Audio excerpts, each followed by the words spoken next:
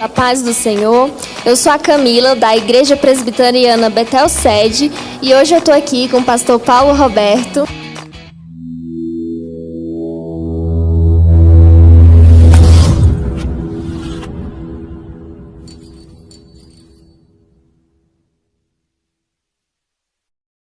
Hoje nós demos início ao Projetando de Vida de 2022 e o pastor foi o primeiro pregador do dia.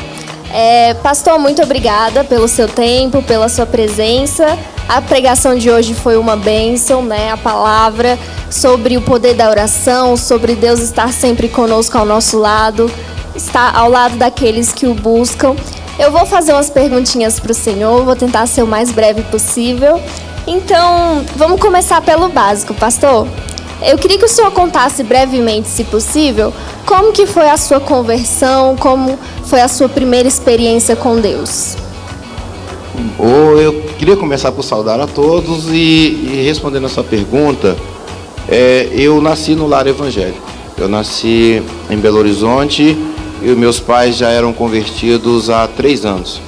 Então, eu nasci no lar evangélico e jamais deixei esse caminho. Quando cheguei aos 14 anos, eu comecei a questionar se eu estava na fé exclusivamente por causa dos meus pais que me levaram, ou se tinha algum sentido eu permanecer na fé. Nisso eu comecei a estudar a palavra de Deus. Me aprofundei, comecei a ler bastante, fazer alguns cursos, e isso serviu para fortalecer a minha convicção que este é o caminho.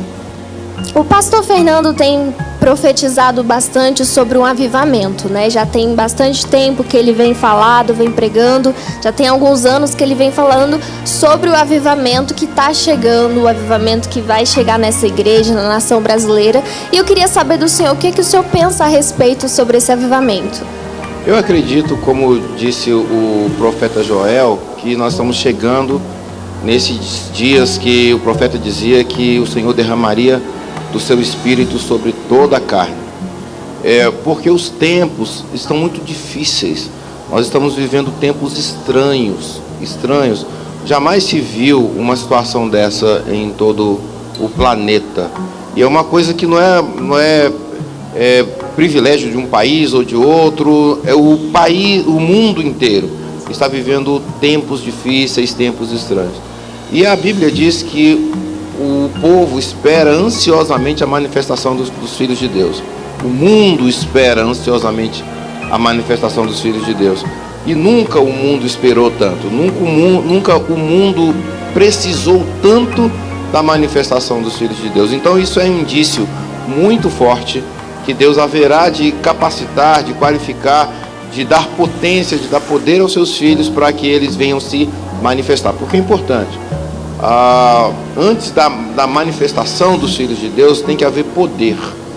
Os mesmos discípulos que tinham medo, que eram covardes, que traíram o Senhor, que negaram o Senhor, que tiveram medo dos judeus, medo de serem mortos, a partir do momento que eles receberam o Espírito Santo, isso está em Atos capítulo 2, né? Foi preconizado em Atos capítulo 1, verso 8, mas recebereis poder ao descer sobre vós do Espírito Santo, e ser-me-eis testemunhas tanto em Jerusalém, como na Judéia, Samaria, até os confins da terra. Primeiro recebe o poder e depois manifesta. Então é esse degrauzinho que tem que subir. Primeiro, receber poder, depois a manifestação dos filhos de Deus. E a gente acredita que o poder vem para que os filhos de Deus se manifestem. Amém, é isso mesmo. Nós todos estamos ansiosos por esse avivamento, né? Nós estamos ansiosos para ver a igreja de Cristo despertar, né? Principalmente, como o senhor falou, nos tempos difíceis que estão hoje. E falando nesses tempos, pastor, a gente está vivendo um momento difícil, né? Um cenário difícil de pandemia, um cenário difícil politicamente falando, economicamente falando. E eu queria saber do senhor o que o senhor acha sobre a igreja nesse cenário atual, a igreja brasileira, porque está difícil no mundo inteiro, né, mundialmente. Mas nós sabemos que existem igrejas que estão sendo levantadas, igrejas que estão esfriando. E eu queria saber do senhor o que o senhor pensa da igreja brasileira nesse cenário atual e para esse ano de 2022. Agora é uma hora de que a árvore é sacudida, para ver quem realmente está na videira, quem está firme no ramo, quem está firme na videira, e quem está só pela conveniência, pela oportunidade.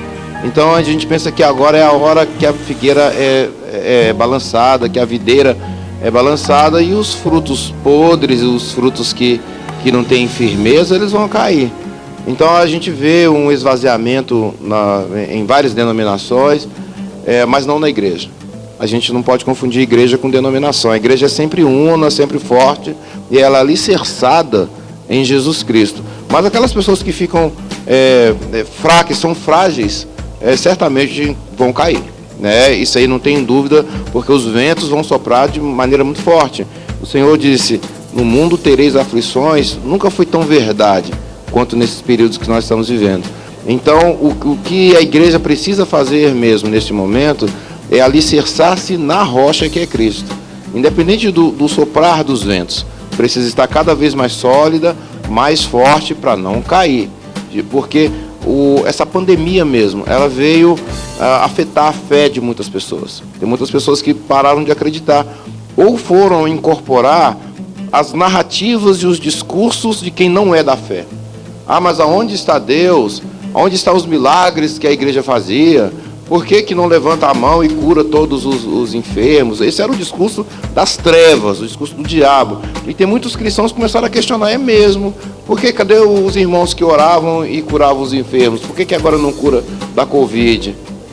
É como se Deus tivesse perdido o controle. Então é o sacudir da videira. E a uva que tiver podre, ela vai cair mesmo. Mas é importante que todos estejamos alicerçados na palavra, que é fiel e verdadeira, e ela vai se cumprir.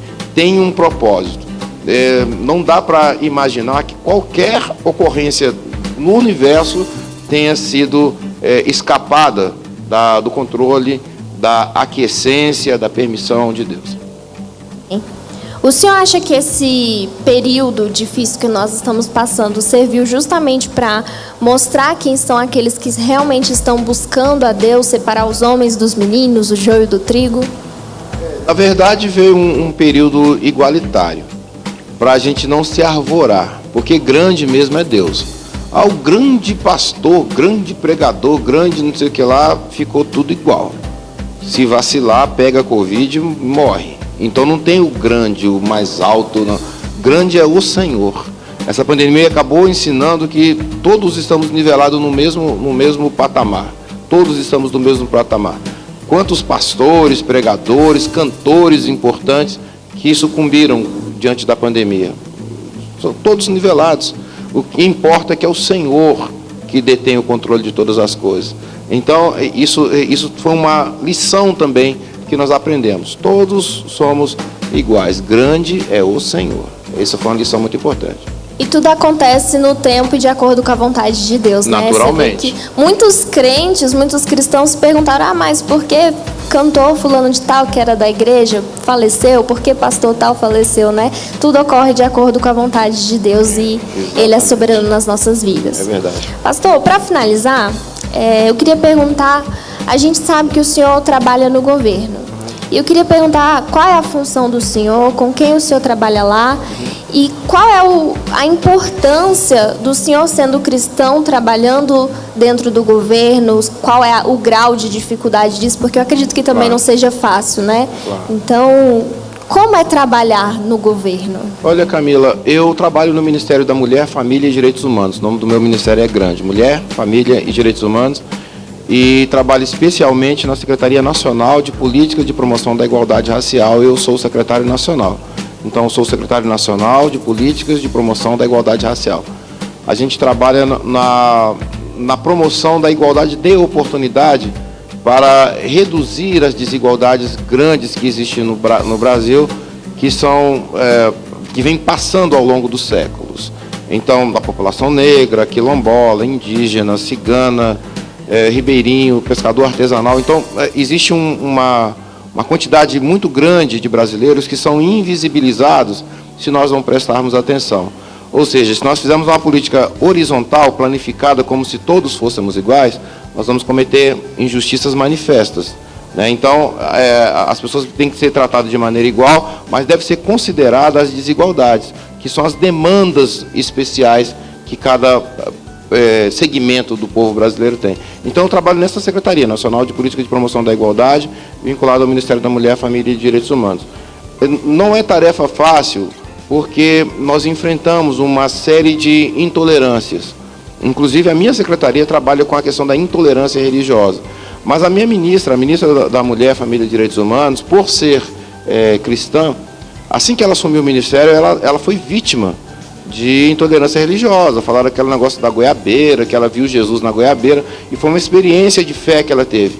Mas ela teve que enfrentar essas fortes oposições de pessoas que não têm fé e não respeitam a fé do outro.